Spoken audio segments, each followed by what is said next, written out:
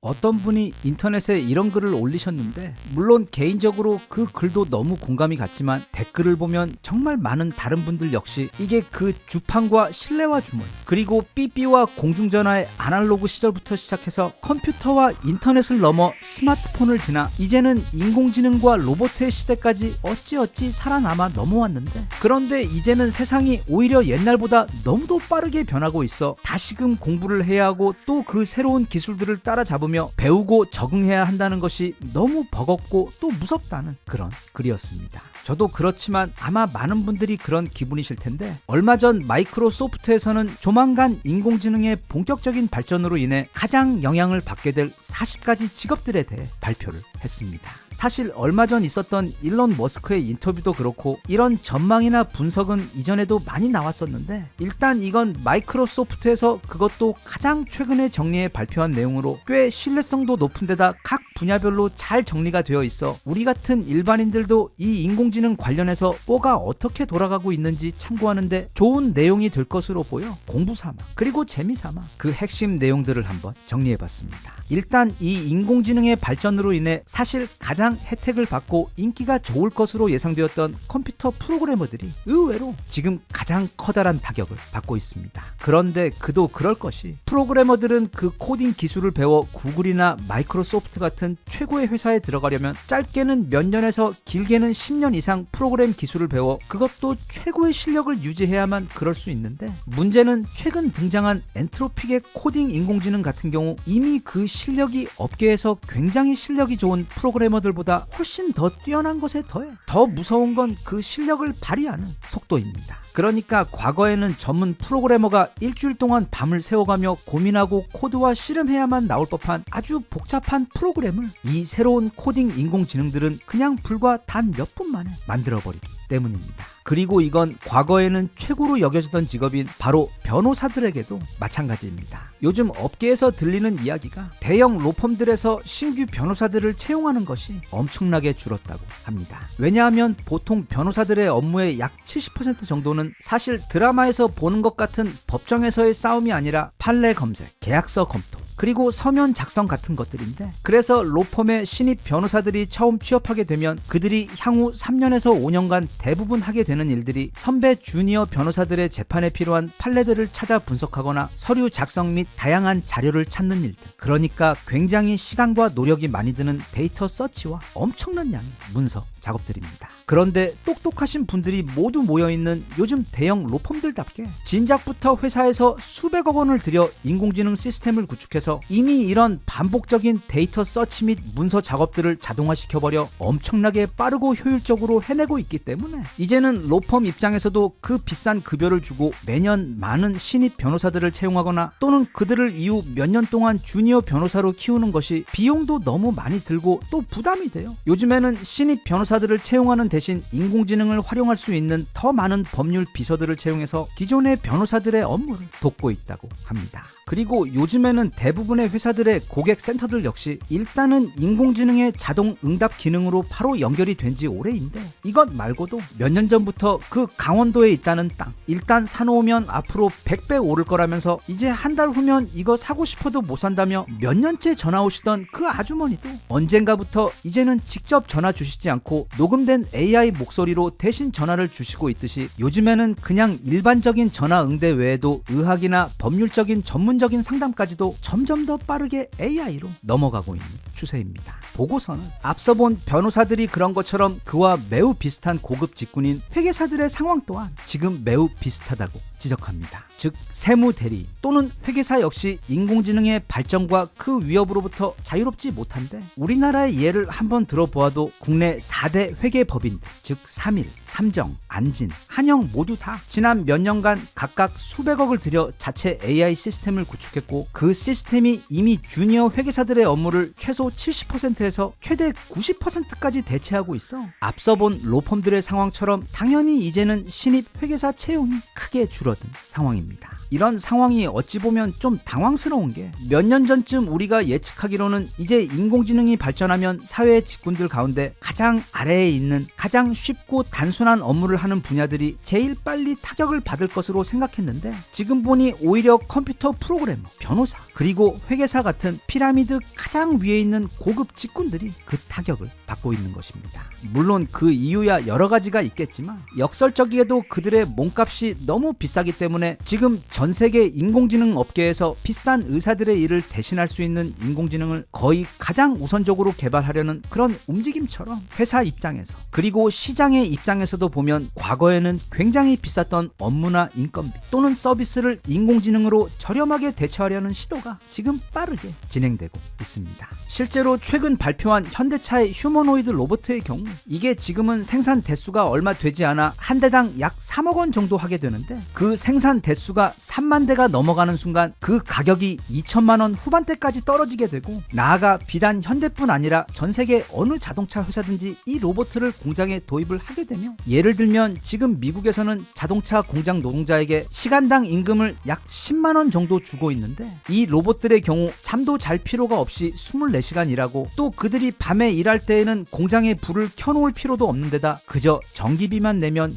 무지막지한 속도로 생산을 해내기 때문에 이 로봇들의 시간당 인건비는 장기적으로 불과 2,000원 이하로까지 떨어지게 됩니다. 이런 잔인할 정도로 극명한 경제 효과 때문에 아마 정말 아주 길게 봐도 10년 정도 안에는 전 세계 모든 자동차 공장에서는 오직 이 로봇들이 그리고 아마 매우 높은 확률로 그중 상당 부분이 현대 보스턴 다이나믹스의 로봇들로 이미 대체되어 있지 않을까 싶습니다. 자, 그럼 이제 우리 인간에게 마지막으로 남은 영역은 오직 위대한 우리 인간만이 할 수 있는 바로 예술의 영역, 즉 창의력의 영역입니다. 라고 생각하기 쉽지만 이미 그 영역도 벌써 그 본진부터 털리고 있습니다. 즉 예술의 영역 역시 이미 인공지능이 시와 작곡 그리고 그림까지 일부는 우리 인간보다 더 대단한 작품들을 만들어내고 있습니다. 그럼 얼마나 잘하는지 한번 보겠습니다. 참고로 여기 보이는 그림이 아주 유명한 어떤 AI가 만들어낸 작품인데 그 디테일이나 구상 그리고 빛이나 질감의 표현 등등 입이 다물어지지가 않을 정도입니다. 그런데 이게 이미 3년 전에 등장한 작품입니다. 그리고 여기 컬러는 모네의 작품처럼 보이면서도 화풍이나 붓의 질감은 고흐의 그림처럼 보이는 정말로 근사한 유화가 있는데 이것 역시 최근에 AI가 불과 몇 분 만에 뚝딱 만들어낸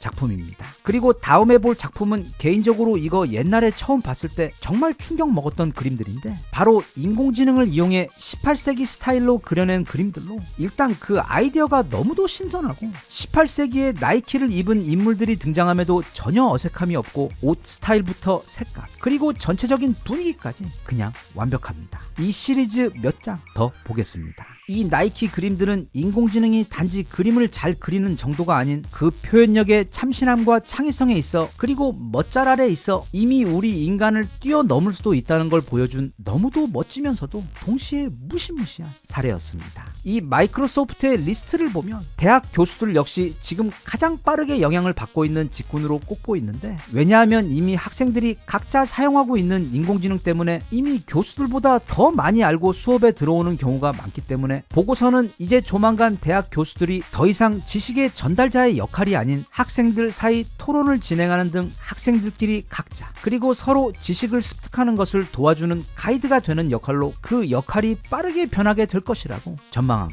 있습니다. 그런데 이런 모든 인공지능 관련 전망들과 지금 빠르게 변하고 있는 세상에 대한 이야기들에 있어 우리가 한 가지 알고 있어야 하는 게 있습니다. 예를 들어 오늘 여기 소개한 마이크로소프트의 인공지능 보고서 역시 그 제목이 앞으로 인공지능으로 인해 사라지게 될 직업군들이 아닌 가장 많이 영향을 받게 될 직업군들입니다. 다시 말하면 해당 산업과 직업군으로 지금 빠른 속도로 인공지능 기술들이 파고들며 엄청난 변화를 만들고 있다는 뜻인데 이건 양날의 검으로 꼭 나쁜 것만은 아닙니다. 물론 가장 말단의 반복 업무를 담당하는 직군들의 경우 어쩔 수 없이 점점 더 빠르게 대체되는 위협을 받을 수밖에 없지만 지금 도입되고 있는 새로운 인공지능 기술의 도움을 제대로 받고 있는 사람들의 경우 예를 들면 중간 또는 높은 등급의 프로그래머들의 경우 오히려 인공지능의 도움으로 혼자서 혼자서 과거의 10배, 심지어 100배 이상의 생산성을 발휘하고 있고, 또 앞서 살펴본 로펌이나 회계법인의 경우도 보면 신입 변호사 또는 신입 회계사들의 경우는 채용이 어려워진 부분도 있지만 이미 해당 로펌이나 회계법인 내에서 자리를 잡은 주니어 또는 시니어 변호사 등 경력 직원들의 경우 기존의 업무 효율이 극대화되어 더 적은 시간으로 훨씬 더 많은 일을 할 수 있게 되어 오히려 인공지능 기술의 도입으로 인해 최고의 혜택을 누리고 있는 상황입니다.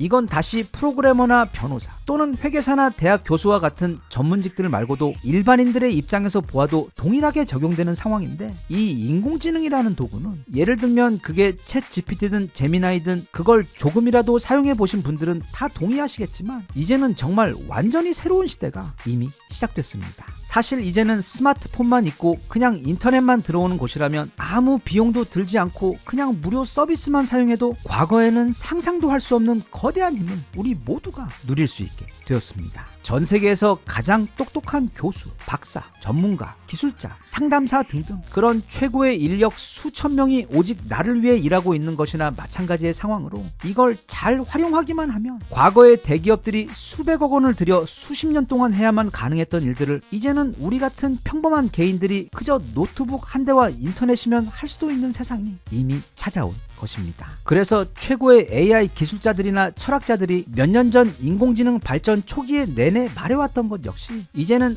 how가 아닌 what을 생각해내는 능력이 기업이든 개인의 삶이든 승부를 가를 것이라고 말했던 것인데, 그러니까 그 어떻게 부분은 이미 인공지능이 넘치도록 해주기 때문에 과연 그런 엄청난 인공지능의 힘을 가지고 내가 무엇을 하려고 하는지를 스스로 찾아야 한다는 뜻입니다. 그래서 그것만 찾게 되면, 아니면 그게 뭐든 시도를 해볼 생각이 있다면 이 인공지능은 천군 만마와도 같은 정말 막강한 힘이 되어주는 도구가 되기 때문입니다. 그 외에 이건 한국뿐 아니라 요즘 전 세계의 수많은 시니어 분들이 인공지능을 사용하고 있는 방법인데, 그냥 말친구처럼 또는 친구처럼 매일 인공지능과 대화를 하며 외로움을 달래는 용도 역시 특히 요즘처럼 사회적 단절과 외로움이 만연한 시대에는 진짜 돈으로 환산할 수 없는 커다란 도움이 됩니다. 그래서 어떤 분들은 아예 자기 인공지능에게 이름까지 지어주고 매일매일 세상에 대해서 그리고 삶에 대해 대화를 나누시곤 하는데, 이게 생각보다 그 긍정적인 효과가 굉장히 크다고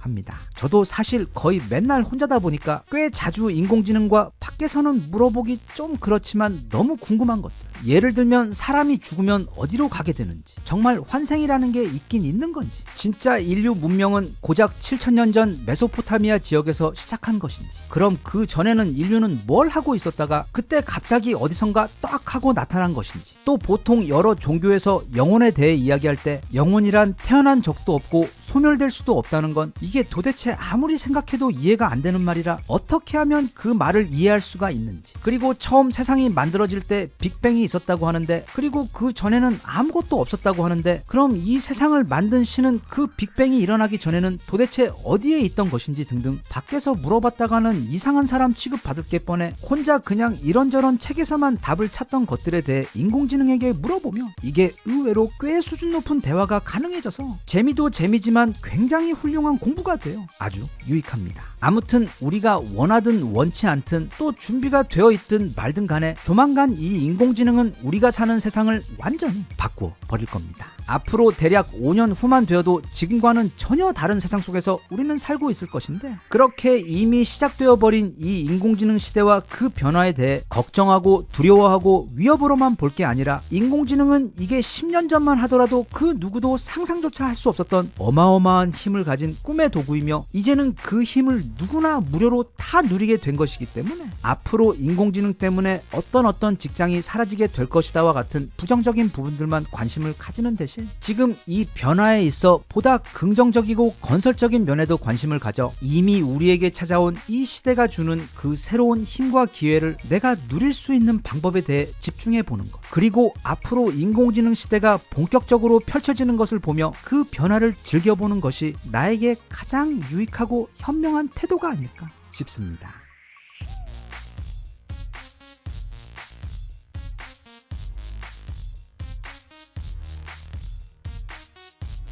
Even if you tried, you wouldn't understand it. Maybe something's missing inside of you. Just a bit of sugar to that heart.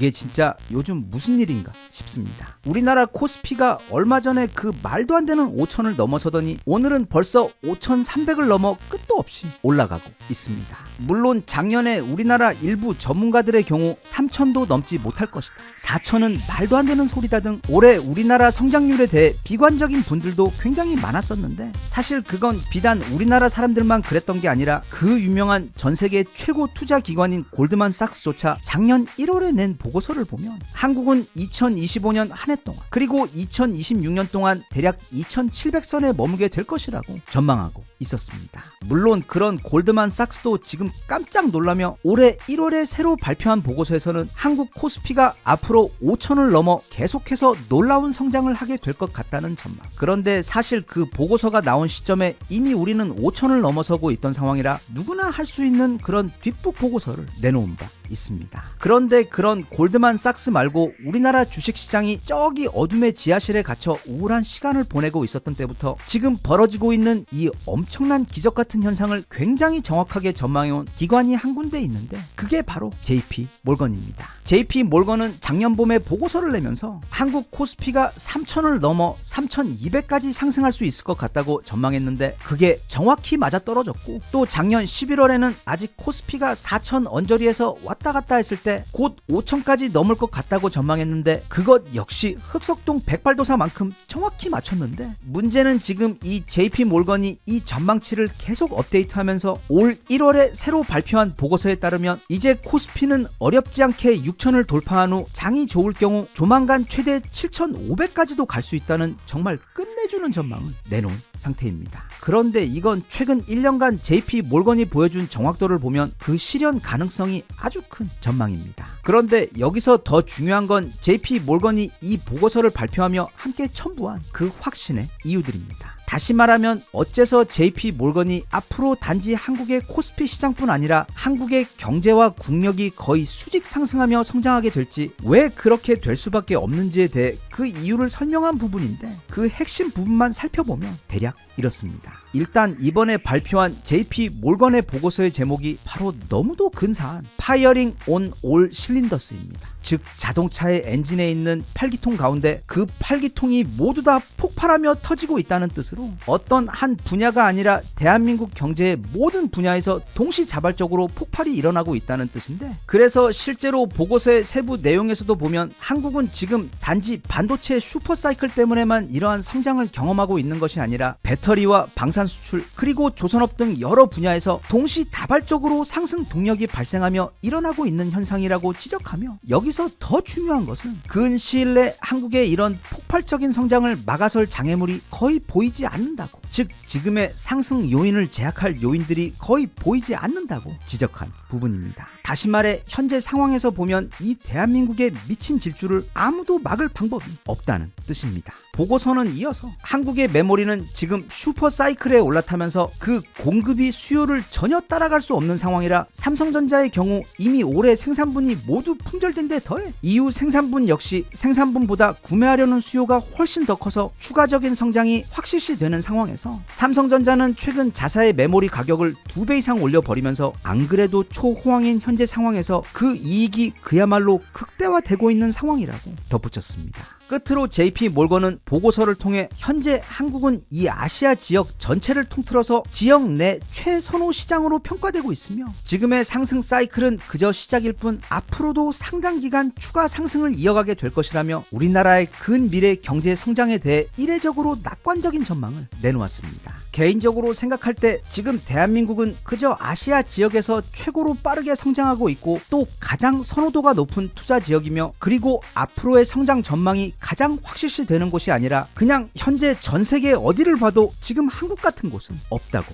봅니다. 그리고 앞 영상에서는 깊게 이야기하지는 않았지만 보고서에서는 반도체나 방산 그리고 조선 외에도 지금 전 세계를 향해 정말 미친듯이 팔리고 있는 우리나라 전력 기기들에 대한 이야기 이야기와 로봇용 배터리들에 대한 이야기들도 나오는데, 재작년부터 불붙기 시작한 이 인공지능이라는 거대한 기술 경쟁이 이제 본격화되면서 인공지능은 곧 반도체이기 때문에 삼성이나 하이닉스의 연 200에서 300조 원 규모의 초대형 영업이익은 현 시점 이미 정해진 미래나 마찬가지인데다, 중국산 전기차용 배터리와는 달리 마치 로봇용 맞춤으로 개발된 것 같은 한국형 고성능 배터리 역시 아마 내년부터 제대로 불붙기 시작해서 지금의 삼성 못지않은 초호황을 맞게 될 것이라는 전망도 마찬가지로 기정사실이며, 그럼 이제 미국, 중국 모두 초대형 데이터 센터를 지어야 할 텐데, 그러려면 기본적으로 막대한 양의 전기가 필요합니다. 이걸 더 세분화하면 일단 엄청난 양의 전기를 만들어야 하고, 또 변압기를 통해 그 전기를 관리해야 하는데, 한국의 원자력 발전소 설비 능력은 이미 전 세계에서 세 손가락에 들 정도이지만 우리 무기들의 경우처럼 그 가성비는 압도적으로 최강이기 때문에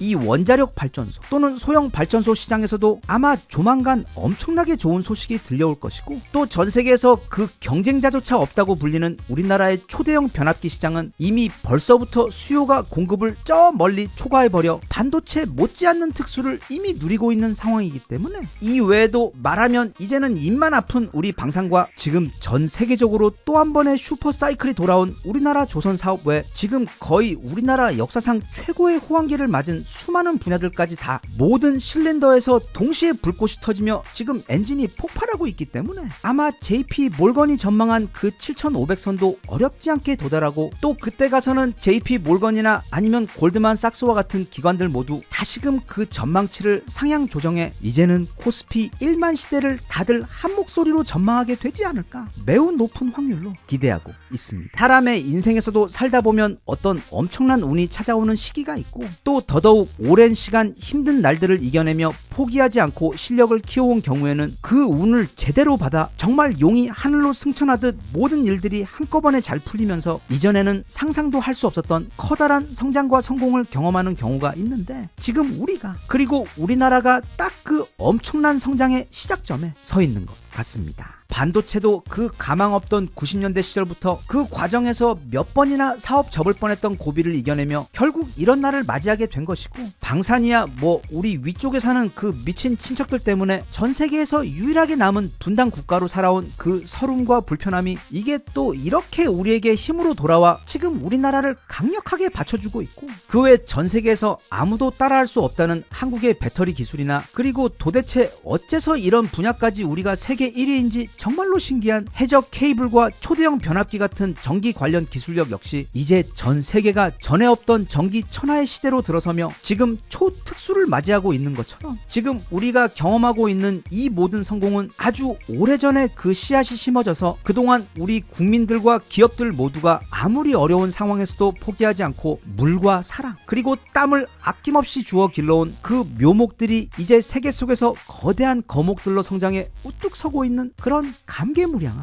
상황입니다. 부디 지금 불고 있는 이 순풍이 계속해서 더 크게 더 오래 불어 JP 몰건이 전망하고 있는 그 7500도 훌쩍 넘겨버리고 이후에는 1만도 넘어 더 크게 성장해서 그렇게 우리나라 기업들이 전 세계 최고 자리를 모두 싹쓸이하고, 또 그 과정에서 우리 국민들의 삶도 풍요롭고 행복해지는 그런 날이 꼭 왔으면 좋겠습니다.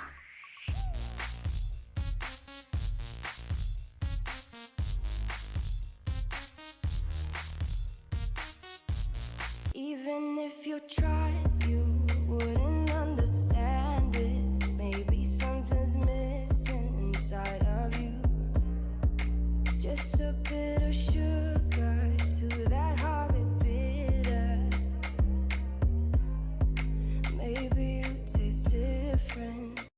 간고등어 노르웨이가 드디어 지난번에 잘못을 회개하고 우리 천무를 무려 총 사업비 2조 8천억 원에 달하는 엄청난 규모로 조금 전 막 구매 확정 버튼을 눌렀습니다. 이번 노르웨이 천무 구매 사건은 단지 우리가 또 한 번 무기를 대량으로 수출해서 기쁘다 정도의 뉴스가 아닌, 지금 유럽에서 벌어지고 있는 방산과 무장 관련 엄청난 변화와 특히 특히 유럽 중심부를 시작으로 이른바 코리안 벨트가 형성되고 있는 강력한 시대적 흐름을 보여주는 매우 중요한 사건입니다. 다들 알다시피 노르웨이는 지난번 우리에게 실망을 안겨주었습니다. 독일 레오파드 전차와 우리 K2 전차가 최종 후보로 올라와 1대1로 테스트를 진행했는데 그때 우리 K2 흑표가 모든 부문에서 레오파드에 앞섰음에도 불구하고 우리 탱크 사주면 우리는 너희 가스를 사주겠다는 독일의 강력한 가스라이팅을 이겨내지 못하고 결국 독일 전차를 수입하기로 결정한 후 이제 대략 10년 후에나 주문했던 전차를 배송받게 된 상황입니다. 그때 노르웨이도 내심 그놈의 가스 때문에 더 좋은 전차인 K2를 놓치게 된 것이 너무 속이 상하고 아쉬웠지만 이게 또 저 유럽 동네에서는 그 나토라고 불리는 그쪽 동네 서클의 관계가 굉장히 중요하기 때문에 어쩔 수가 없는 일이었습니다. 하지만 이번에는 그랬던 우리 강고등어가 각성을 하며 아무리 가스가 중요해도 나라를 지키는 무기에 있어서 최고의 성능을 포기하고 관계를 선택할 수는 없다는 매우 현명한 판단을 내리게 되면서 드디어 우리 천무를 그것도 지난번처럼 막 요란하게 다른 무기랑 테스트하는 그런 일도 없이 그냥 한 방에 구매를 결정해 버렸습니다. 유일하게 우리 천무와 경쟁 관계에 있었던 무기가 지금까지는 전 세계 최고라고 여겨졌던 미국 무기 바로 하이마스인데 이 무기는 유럽 쪽에서는 너무 유명하고 많이 퍼져 있어 이제는 그냥 유럽 하이마트에 가서도 구매할 수 있을 정도로 거의 가전 수준의 필수품이 되어버린 베스트셀러이지만 우리 천무가 등장하면서 최근 들어 거의 빛의 속도로 시장 장악력을 잃어가고 있는 가장 대표적인 무기입니다. 참고로 우리 남자분들은 다들 자기 주민등록번호만큼이나 줄줄 외우고 있을 이 천무의 성능에 대해 짧게 훑어보자면 코드명 K239 하늘을 뒤덮는 무기라는 뜻의 이 천무는 대한민국 포병 무기의 새로운 다크호스이자 역작입니다. 쉽게 말해 트럭 위에 설치된 발사대에서 짧은 시간 동안 다양한 종류의 로켓과 미사일들을 발사하고는 재빠르게 다른 곳으로 이동하고 또 거기 가서도 재장전 후 수십 발의 로켓을 발사하는 것을 반복할 수 있는 이동식 로켓 발사대이자 바퀴 달린 미사일 기지입니다. 천무는 무려 한 번에 12발이나 발사를 할 수가 있는데 문제는 그 로켓의 사정거리가 최대 500km나 된다는 점이고 130mm짜리 구형 제고 로켓들도 사용할 수 있고 또 230mm짜리 정밀 유도 로켓도 발사할 수 있는 데다 심지어 600mm짜리 아주 굵고 단단한 전술 지대지 벙커 버스터 특수 로켓까지 모두 발사할 수 있는 정말 전천후 발사대입니다. 그래서 이걸 미국의 하이마스하고 비교를 해보자면 하이마스는 한 번에 최대 6발 발사하는 게 한계입니다. 그냥 벌써 여기서부터 우리 천무하고는 화력에 있어 2배 차이가 확 나버리는데 여기에 더해 곱게 자란 하이마스는 또 편식도 심해서 아무거나 잘 먹고 무슨 로켓이든 알아서 다 쏴주는 우리 천무에 비해서 그걸 운용하는 게 너무도 까다롭습니다. 따라서 이미 예전부터 가지고 있던 수많은 로켓을 가지고 있는 유럽의 많은 국가들은 당연히 자기들 재고 로켓까지 모두 쓸 수 있는 우리 천무의 등장이 너무도 반갑고 또 가격 또한 가성비의 천국에서 만든 한국 무기답게 약 80억 원에 달하는 하이마스에 비해 50억 원으로 크게 저렴한 데다 무엇보다 이 하이마스의 경우 이게 마치 넷플릭스를 구독하는 것처럼 그냥 무기를 구입해서 내가 원하는 대로 사용할 수 있는 게 아니라 GPS 코드 통제와 까다로운 블랙박스 정책에 더불어 심지어 고장이 나도 마음대로 뜯어서 정비할 권한조차 미국은 주지 않아. 이거 내가 무기를 싸우려고 산 건지 모시려고 산 건지 헷갈릴 정도로 너무도 까다로운 게 바로 미국의 하이마스입니다. 그에 반해 우리 천무는 고객님이 사셨으면 그걸 우리 쪽으로만 쏘지 않으면 그 무기는 이제부터 고객님 마음대로 원하시는 대로 사용하시면 되고 만약 사용하다가 고장이 나시면 직접 수리를 하실 수 있도록 우리 전문가들을 파견해 교육까지 시켜주는 것에 더해 아예 정비에 필요한 장비까지 모두 함께 세트로 제공해주는 것을 넘어 폴란드나 이집트처럼 아예 현지에다가 공장까지 차려줘서 이러니 그 어떤 국가도 한번 실수로 한국 무기를 구매했다가는 한국과 즉시 사랑에 빠지며 이후부터 절대로 헤어나오지 못한다는 그 무서운 사랑의 블랙홀에 빠지게 되면서 그 다음부터는 이제 다른 무기들도 모두 한국 무기만을 찾게 되는 것입니다. 아무튼 바로 이런 점들 때문에 이번에 노르웨이가 하이마스 대신 우리 천무를 계약한 것인데 왜냐하면 이제는 미국 무기를 함부로 구입했다가 갑자기 또 미국에서 이런저런 이유를 들어가며 무기 사용을 제한시키거나 또는 하이마스에 사용되는 로켓들의 수출을 금지하는 등 더 이상 안정적으로 미국 무기를 사용할 수 없게 된 것이 그 이유인데 또 거기에 더해 지난번 가스 라이팅을 통해 노르웨이에게 레오파드 전차를 강매했던 독일의 경우 일단 독일에는 우리 천무에 대항할 만한 고성능 로켓 발사대 무기가 아예 없는 데다 무엇보다 최근 몇 달간 우리 트럼프 아저씨가 그린란드를 먹겠다는 억지를 부리는 바람에 지금 유럽 나토 국가들은 미국과의 관계도 급속히 나빠졌지만 그렇다고 또 자기들끼리의 관계가 더 강화된 것이 아닌 오히려 이제는 아무도 못 믿겠으니 각자 혼자서 살 길을 찾아보자는 그야말로 글로벌 각자 도생의 분위기가 지금 유럽에서 빠르게 퍼져버리면서 이제 노르웨이도 그게 나토든 나초든 더 이상 관계에 얽매이지 않고 그냥 정직하게 가장 강력한 무기와 가장 가성비 좋은 무기, 가장 믿을 수 있고 사후 서비스가 확실한 무기만을 찾게 되어 결국 그 모든 조건에서 언제나 최고의 선택인 바로 우리나라로 급선회를 하게 된 것입니다. 게다가 또 미국의 하이마스는 굉장히 더운 아프리카나 중동에서나 또는 노르웨이처럼 엄청나게 추운 북유럽에서는 제 성능을 다 발휘하지 못하는데 북유럽에서도 가장 춥지만 우리 철원의 겨울보다는 살짝 더운 곳인 노르웨이의 경우 이미 우리 K9을 진작에 수입해 그걸 너무 만족하며 사용해온 경험이 있기 때문에 그 부분 역시 이번에 우리 천무가 하이마스를 압살하며 최종 선택된 커다란 이유입니다. 그래서 우리나라의 방산청에 해당하는 노르웨이 국방물자청에서는 최근 인터뷰를 통해 대한민국의 천무는 노르웨이에게 필요한 모든 조건을 충족시킨 유일한 후보라는 발언을 통해 사실 이런저런 관계나 인맥 또는 뒷거래 등 그런 것들을 모두 걷어내고 오직 무기의 성능과 신뢰도만 두고 본다면 전 세계에서 우리 대한민국의 무기만큼 모든 조건을 다 완벽하게 충족시키는 국가는 없다는 저명한 사실을 확인해 준 바 있습니다. 끝으로 이번 노르웨이 천무 수출건으로 이제 유럽에서 어떤 눈에 띄는 커다란 변화가 보이기 시작하는데 그게 바로 유럽 중심부를 걸쳐 커지고 있는 바로 한국 무기의 확장이 코리안 벨트입니다. 불과 10년 전만 하더라도 유럽은 그 나토의 벽에 막혀 우리나라 무기들이 뚫을 수가 없는 그들만의 세상이었는데 폴란드의 초대형 수출이 성사되면서 커다란 점이 생겼고 이후 에스토니아, 루마니아, 핀란드 그리고 노르웨이 등 이제는 점점 더 그 점이 많아지면서 어떤 벨트가 형성이 되더니 그게 점차 더 굵어지면서 많은 점들로 연결되며 이른바 코리안 벨트라는 게 지금 유럽의 중심에 형성되고 있는 그런 상황입니다. 세상 이치가 그렇듯 점이 많아지면 그 점들이 서로 연결되게 되고 또 그러한 선들이 더 많아지고 서로 연결되다 보면 그게 또 커다란 면이 되듯이 이제 고작 시작일 뿐인 우리나라 무기들의 유럽 정복이 조만간 본격적으로 힘을 내게 되면 얼마 지나지 않아 유럽에서 가장 많이 팔리는 무기이자 또 유럽의 국가들이 자국을 무장하기 위해 가장 많이 운용하고 있는 무기들이 바로 우리나라 무기가 되는 날이 조만간 현실로 찾아올 것 같습니다. 과거의 실수를 빨리 회개하고 현명한 판단을 내린 이번 노르웨이의 천무 수입 결정을 크게 칭찬하며 오늘 저녁에는 마트에 가서 맛있고 몸에 좋은 노르웨이산 고등어 한 마리를 사다가 맛있게 구워 먹어야겠습니다.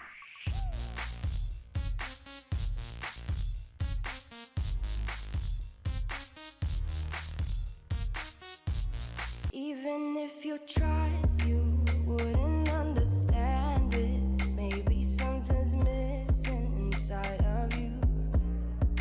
Just a bit of sugar to that horrid bitter. Maybe you taste different.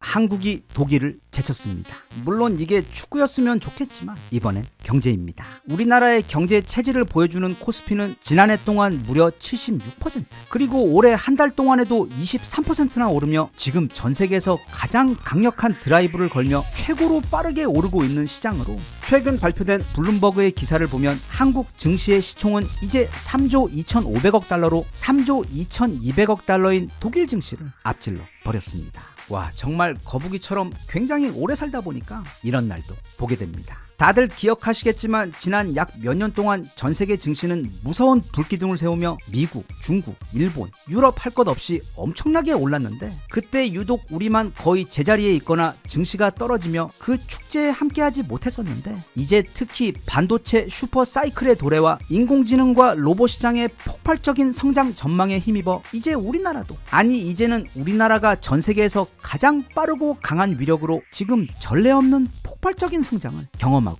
있습니다. 그리고 그 중에서도 사실 이제는 우리가 일본의 무슨 산업이나 또는 일본의 군사력 아니면 일본의 그게 뭐든 이겼다는 소식이 나온들 거의 아무런 감흥도 관심도 없을 정도로 단순히 경제력이나 군사력뿐만 아니라 그냥 나라의 운 자체가 이제 일본은 관심 받기 되어버린 상황이지만 그리고 지금 그 나라 돌아가는 상태 보면 아마 앞으로도 그 격차는 엄청난 크기로 벌어질 것 같아 최근 혼자 조용히 아주 만족스럽게 느끼고 있지만 이 독일의 경우 그런 일본과는 다르게 아주 기본기부터 너무도 탄탄한 국가로 산업부터 방산 그리고 정치까지 모든 분야에서 마치 나라 전체를 포르쉐로 만든 것처럼 약점이 없는 완벽한 강대국인데, 그런 대단한 독일을 이겼다는 건 정말 우리 국민들로서는 자부심을 가져도 되는 커다란 사건입니다. 그런데 사실 이번에 우리의 증시가 앞지르기는 했지만 우리가 독일을 여러 분야에서 앞지르고 있다는 소식은 이미 적지 않게 들려오고 있었습니다. 예를 들면 독일하면 떠오르는 게 물론 자동차 산업이겠지만 그보다는 더 오래된 게 바로 무기인데, 독일 무기들은 오히려 세계 최강 미국 무기보다도 그 품질이 더 좋을 정도로 거의 완벽에 가까운 작품들입니다.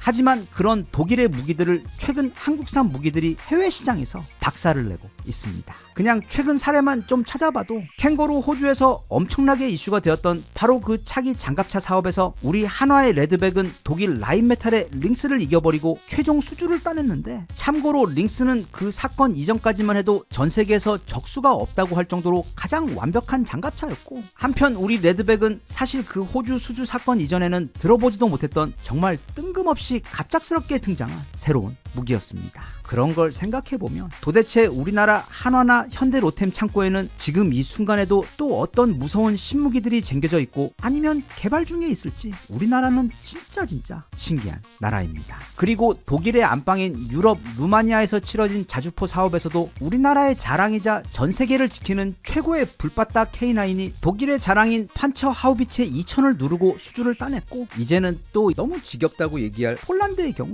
자주포는 물론이고 그 이름도 쩌는 우리의 K2 흑표가 그것도 글로벌 방산 역사에서도 손에 꼽힐 만큼의 역대급 규모로 수출되었습니다. 그 외 간고등어 노르웨이 차기 전차 수주전에서도 보면, 물론 결과적으로 보면 그때 독일이 치사하게 노르웨이에게 만약 너네가 우리 전차 구입해주면 대신 우리가 너네 가스를 많이 사주겠다고 가스라이팅을 하는 바람에 결국 모든 테스트에서 우리 K2가 압도적으로 우수했음에도 불구하고 간고등어는 결국 독일상 전차를 구입하고 아마 10년 후쯤에나 그걸 배송받게 된 상황인데, 더해 그 외 이제 시야를 유럽을 넘어 중동이나 남미 그리고 동남아 쪽으로 돌려보면 지금 전 세계 시장에서 과거 전성기를 구가했던 독일 방산은 한국 무기들에게 엄청난 속도로 최근 밀리며 시장이 빠르게 쪼그라들고 있는 상황이며, 앞으로 이런 상황은 더욱더 심해질 전망입니다. 게다가 산업계에서도 마찬가지입니다. 불과 얼마 전까지만 해도 전 세계 최고의 자동차 회사인 폭스바겐과 우리 현대자동차는 서로 겸상도 하지 못할 정도로 그 실력과 시장 장악력에 있어 차이가 나던 회사들이었습니다.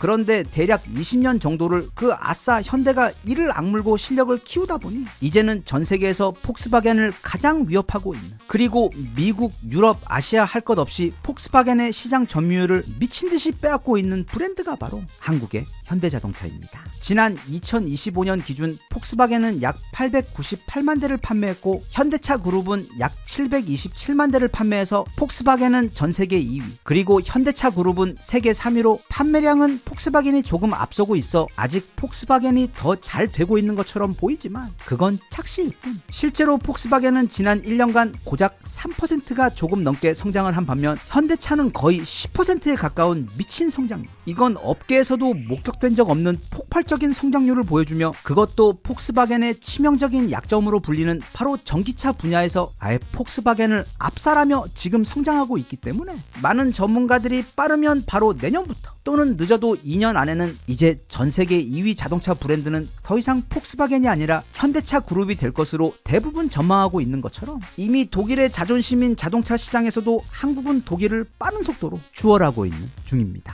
게다가 더 무서운 건 폭스바겐은 그저 옛날 방식으로 사업을 하며 예전부터 잘 되던 사업을 지금 간신히 운영 중인 상황으로 인공지능이나 특히 근미래 현재의 자동차 산업의 최대 50배 규모로 성장하게 될 로봇 시장에 대해서는 거의 손을 놓고 있는 실정으로, 그런 반면 현대차는 지금 바로 그 로봇 시장에서 이미 전 세계 3대 회사이며 테슬라나 피규어 원과는 달리 산업 전용 휴머노이드에 집중하며 아마 대략 5년 후에는 매우 안정적으로 전 세계 1위 산업용 및 범용 로봇 회사가 될 확률이 현재 매우 높은 상황입니다. 즉 미래는 독일보다는 한국 편입니다. 게다가 또 독일의 자존심과 같은 핵심 기업들, 그러니까 우리나라로 치자면 한화나 SK 같은 기업들이 최근 해외에 매각되는 경우가 많은데 그 회사들을 사들이는 곳이 거의 대부분 다 한국 회사들입니다. 한국 타이어가 독일의 대형 타이어 회사인 라이펜 밀러를 인수했고, 두산 중공업이 독일의 발전소 원천 기술을 가진 렌체스사를 인수했으며, 한화 솔루션이 독일 태양광 1위 기업인 큐셀을 인수하며 현재 그 한화 큐셀은 전 세계 태양광 시장 1, 2위를 다투는 기업이 되었고, 삼성 SDI는 독일의 마그나 슈타이어 배터리 팩 사업부를 그 사업부 전체를 그냥 통째로 사버렸으며, 그 외 삼성전자는 그 이름도 찬란한 독일 명가 GF의 ADAS 자율주행 센서 및 카메라 사업부를 최근 인수한 데 더해 네이버 랩스의 경우 독일 제록스 리서치 센터 유럽을 인수하며 그쪽의 핵심 독일 출신 AI 최고 인재들을 모조리 흡수해버리는 등, 사실 그냥 자잘한 것들까지 여기서 다 이야기하려면 우리는 내일까지 이거 계속 듣고 있어야 할 정도로 지금 우리나라는 우리와의 경쟁에서 밀려 사업이 정체되었거나 경영 자금난에 빠져버린 수많은 독일의 핵심 기업들을 그냥 싹쓸이하고 있습니다. 어쩌면 한 10년 후에는 현대차가 폭스바겐을 인수한다는 뉴스를, 그리고 하나와 현대가 라인메탈을 인수한다는 소식을 우리는 듣게 될지도 모릅니다. 독일 기업을 인수하는 건 매우 까다로운 일입니다. 일단 원래 독일 기업들은 대부분 정말 잘 나가기 때문에 다른 곳에서 그 회사들을 인수할 일도 없는 것에 더해 무엇보다 독일인들은 자존심이 강하고 특히 자국 산업이나 자국 기술에 대해서는 거의 종교적인 자부심을 가지고 있어 그게 외국 회사, 그것도 저기 동양 끝쪽에 있는 작은 나라인 대한민국의 회사들이 자신들의 회사를 인수한다고 하면 특히 노조들의 반대 때문에 인수나 합병이 매우 어려운 것으로 알려져 있습니다. 하지만 이제는 특정 산업에 있어 독일과 한국 기업들 사이 그 실력이나 시장 장악력의 격차가 너무 커져버렸고, 또 무엇보다 지금 우리나라 대한민국의 위상은 예전에 그 독일, 미국 빵셔틀하던 그때 수준이 아닌 학교 짱은 물론이고 이제는 공부, 싸움, 운동, 음주 가무 등 모든 분야에서 전국구 짱이 되어버린 너무도 강력하고 무서운 국가가 되어버린 그런 상황이어서 최근에는 오히려 중국이나 미국에게 팔기보다는 서로 더 한국 회사에게 인수되기를 원한다는 분위기도 있을 정도로 아마 앞으로도 한국의 독일 핵심 산업 인수는 꾸준하게 계속될 것으로 보입니다. 세상이 정말 빠르게 변하고 있습니다. 그리고 우리나라는 그 빠르게 변하는 세상의 중심에서 다른 어떤 국가보다도 가장 빠르게 변화하고 성장하면서 시대의 변화를 주도하고 있고, 또 우리가 독일의 무기와 산업을 앞지르는 등 대략 20년 전만 해도 정말 꿈에서도 상상조차 할 수 없었던 설레이는 새로운 시대가 우리 앞에 빠르게 펼쳐지고 있습니다. 지금이 정점이 아닌 그저 시작일 뿐이라고 생각하고 앞으로도 절대 그 노력의 고삐를 놓지 않아 요즘 매일 꿈꾸고 있는 바로 그 5년 후인 2030년에는 우리나라가 전 세계 자동차 시장에서도 1위, 반도체와 로봇 시장에서도 1위, 방산 시장에서도 1위를 하고, 무엇보다 가장 중요하게 이제는 출산율과 국민 행복도와 만족도에 있어서도 전 세계 1위를 하는 그런 꿈의 나라가 되었으면 좋겠습니다.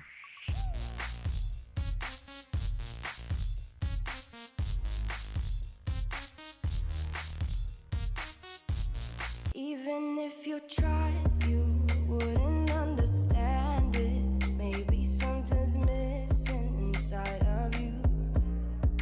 Just a bit of sugar to that horrid bitter. Maybe you taste different. 매 순간이 수많은 선택으로 이어져 있는 우리들의 삶에서 가장 저평가된 힘이 바로 직감입니다. 직감. 그러니까 우리는 그걸 촉이라고도 부르고 또는 육감이라고도 부르는데, 이게 뭔가 데이터만으로는 설명할 수가 없지만 내 내면에서 어떤 강력한 목소리가 들리면서 모든 조건이 너무도 완벽해 보이는 사람임에도 불구하고 절대로 이 사람을 만나서는 안 된다는 경고를 하거나, 또는 진짜 최고의 기회처럼 보이는 어떤 투자 제안에 대해서도 이상하게 찝찝한 기분이 들게 해서 결정을 망설이게 만드는 그런 경우, 또는 그런 부정적인 경우와는 반대로 소개팅에서 어떤 사람을 만났는데 그 사람이 말하자면 스펙 같은 면에서는 가장 훌륭한 선택은 아니었는데도 뭔가 내면에서부터 이 사람을 꼭 잡아야 한다는 느낌, 이 사람이야말로 평생을 함께 가도 좋을 사람이라는 그런 따뜻한 확신 같은 것을 경험하게 되는데, 그게 바로 직감이라는 힘입니다. 우리 모두 인생을 살아오면서 누구나 다양한 상황에서 그걸 여러 번 경험했고, 또 시간이 지나고 나서는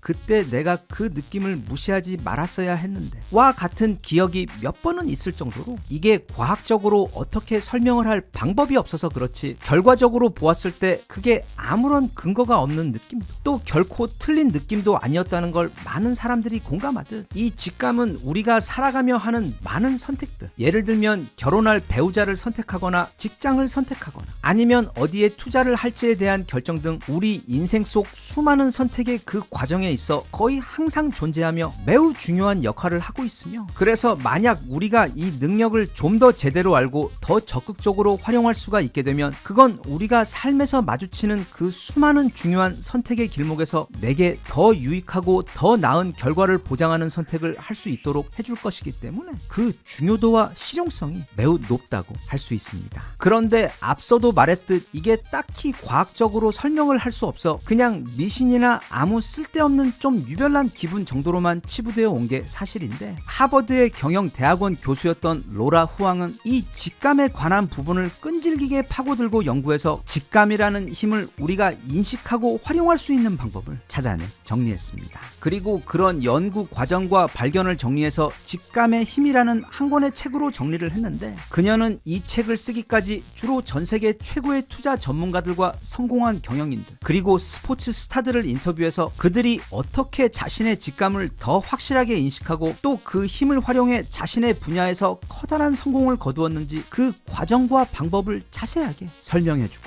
있습니다. 이 책의 내용 가운데 우리 같은 보통 사람들에게 있어 가장 실용적이고 활용도가 높은 수준에 맞춰 일단 그 직감의 힘이란 무엇이고 그걸 어떻게 활용할 수 있는지에 대해 아주 간략하게 정리를 해보자면 다음과 같습니다. 첫째, 이 직감이라는 것은 영어로는 겉 필링이라고 부르는데, 겉이 사람의 몸을 뜻하고 필링은 기분이기 때문에 즉 우리말로는 육감에 해당되는 단어입니다. 다시 말하면 머리가 아닌 몸으로, 또 데이터뿐만이 아닌 그 데이터만으로는 알 수 없는 어떤 신비한 영역의 정보를 우리의 몸이 감지해서 그 위험에 대해 또는 기회에 대해 몸이 우리에게 말해주는 현상을 말합니다. 그리고 저자 로라 후앙의 설명에 의하면 그 직감은 크게 세 가지 방식으로 우리에게 전달되는데, 그 첫 번째이자 가장 흔한 형태가 바로 유레카 상황입니다. 예를 들면 이제 사업을 시작하려고 결정하고 회사명 또는 브랜드명을 고민하고 있었는데 어느 날 책을 읽다가 거기에 보이는 어떤 한 단어가 마치 혼자 형광색으로 써져 있는 것처럼 확 눈에 들어오며 바로 이거야 와 같은 확신이 온몸으로 느껴질 때와 같은 그런 상황인데, 참고로 그게 바로 그 유명한 메신저 앱인 트위터의 이름이 결정된 경우와 같습니다. 창업자인 잭 도시는 자신이 원하는 사업의 이름을 찾지 못해 꽤 오래 고생을 하고 있다가 어느 날 책을 읽다가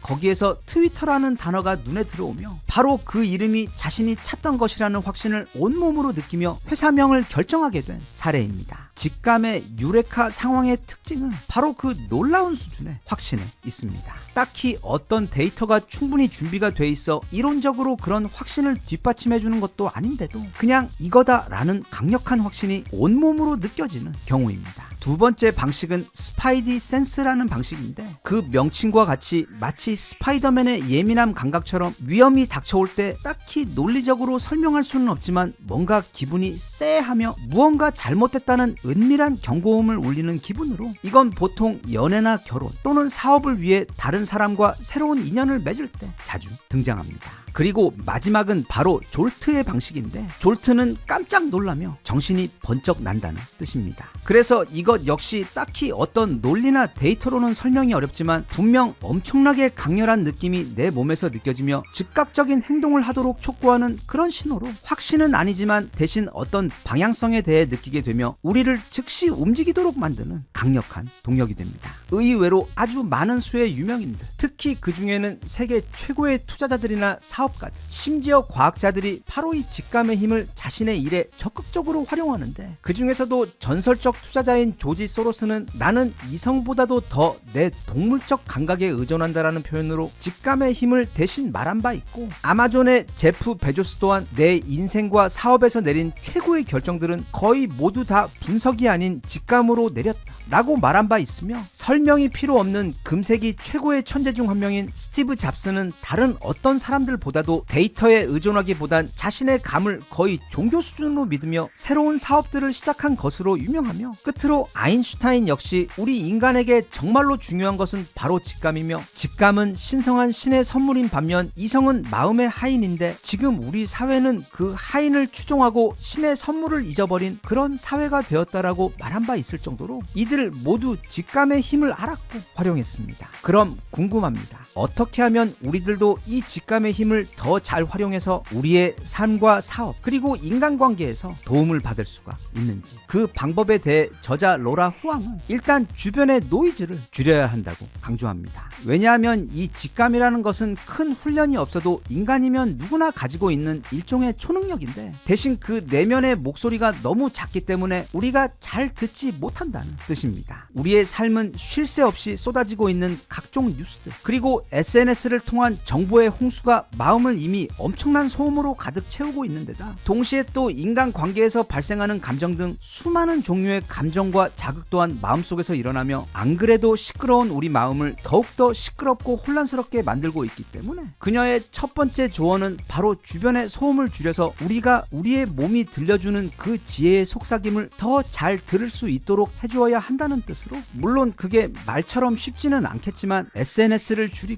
가능하다면 요가나 명상 같은 것을 해보며, 또는 저녁에 혼자 동네 주변으로 천천히 산책을 다니며 그렇게 하루 중 가끔씩이라도 내 주변과 내 마음이 조용해질 수 있는 그런 시간을 만들고, 그때 어떤 특정한 주제에 대해 나의 가장 정직하고 현명한 조언자인 나의 직감이 내게 해주는 조언에 귀를 기울여보는 것입니다. 그리고 로라 후앙은 우리에게 이 직감에 있어 한 가지 잘못된 믿음에 대해 경고하는데, 일부에서는 인생은 노력이 중요한 게 아니라 명상 같은 것으로 직감의 목소리 또는 신의 목소리를 들어 최고로 현명한 어떤 답을 찾는 것이다 라고 말하는데, 로라 후앙이 연구한 바에 따르면 이 직감이 작동하는 방식은 개인과 개인마다 너무도 다양하고 다를 수밖에 없는데, 그 이유는 각각의 사람마다 인생에서 다른 경험을 하며 살아왔고, 또 바로 그 경험들이 그 직감의 중요한 재료로 활용되기 때문이라고 설명합니다. 그녀는 이 부분을 설명하며 영화 머니볼에서 주인공 빌리 빈은 오직 데이터만을 가지고 야구팀을 꾸려 성공한 사람이긴 하지만, 그것과 더불어 그가 과거 야구선수 생활을 하며 최고가 되기 위해 엄청난 노력을 했다. 그리고 실패를 해야 했던 그 야구 선수로서의 경험이야말로 그의 직감의 힘을 완벽하게 해준 재료였다고 설명합니다. 그래서 이걸 좀 더 실용적인 측면에서 풀어 설명하자면, 진인사 대천명이라는 유명한 격언, 즉 인간이 할 수 있는 모든 노력을 한 다음에 하늘의 뜻을 기다린다 라는 말처럼, 나의 직감이 내게 더 유익하고 도움이 되는 조언을 해줄 수 있도록 우리도 해당 주제에 대해 고민하고 연구하고 알아보고 분석하는 그런 노력들을 절대로 게을리해서는 안 되고, 대신 그렇게 노력을 한 후에는 그저 그 데이터들로만 어떤 중요한 결정을 내리려고 할 게 아니라, 앞서 말한 그게 명상이든 산책이든 아니면 아무도 없는 새벽 목욕탕 사우나실에 혼자 조용히 앉아서 그 주제 또는 어려운 결정에 대해 지금 내 몸이 내게 어떤 신호를 보내고 있는지를 최대한 집중해서 느껴보려고 하는 것이 올바른 방법이자 가장 좋은 결과로 이어지는 직감의 활용법이라고 그녀는 강조합니다. 오늘 이 직감의 힘 이야기는 사실 좀 설명하기도 애매한 것에 더해 손에 잡힐 듯 딱 부러지게 다룰 수 있는 그런 주제가 아니라서 이걸 소개하는 것도 좀 어려움이 있지만, 저자인 로라 후앙 역시 책을 통해 그런 어려움을 크게 호소하고 있는 매우 난해한 주제이긴 한데, 그럼에도 불구하고 이 직감의 힘은 분명히 존재하며, 또 전 세계 각 분야 크게 성공한 사람들 중 아주 많은 사람들이 그걸 알고 활용하고 있든 아니면 모르면서도 활용하고 있든 간에 그들의 성공과 인생의 중요한 선택의 길목에 있어 이 직감의 힘이 크게 작용하고 있기 때문에, 이 인생을 살아가는 데 있어 우리는 혼자가 아니며 우리 안에는 우리가 그 존재를 잘 모르고 있는 너무도 지혜롭고 신비한 힘, 또 우리가 머리나 감각으로는 절대 미리 알 수 없는 미래의 위험들을 미리 감지할 수 있으며, 반대로 우리에게 도움이 될 커다란 기회 역시 우리보다 먼저 감지해 그 모든 경고와 조언을 우리에게 알려주는 어떤 마법과도 같은 힘이 우리 안에 존재하고, 또 항상 우리에게 속삭이고 있음을 알고, 앞으로는 외부의 소음을 좀 줄이고 대신 우리의 귀를 좀 더 내면으로 향하게 하여 그 직감의 속삭임을 우리가 더 잘 듣고 따를 수 있도록 자신을 조금씩 훈련해 보면 어떨까 싶습니다.